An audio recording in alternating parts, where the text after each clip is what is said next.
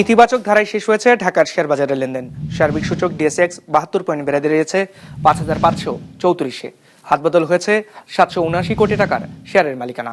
লেনদেনে অংশ নেওয়া প্রতিষ্ঠানগুলোর মধ্যে দর বেড়েছে 340টির, কমেছে 42টির, আর অপরিবর্তিত আছে 12টির দর।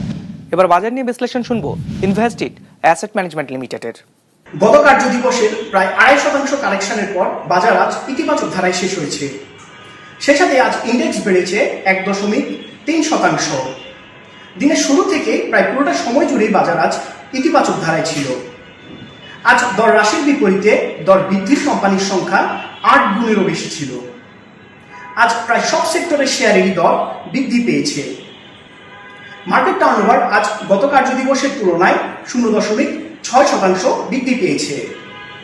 ইন্ডেক্স কন্ট্রিবিউশনে আজ ব্যাংকিং সেক্টরের আধিপত্য লক্ষ্য করা গেছে। টার্নওভারের দিক থেকে আজ ব্যাংকিং সেক্টর লিডিং পজিশনে ছিল।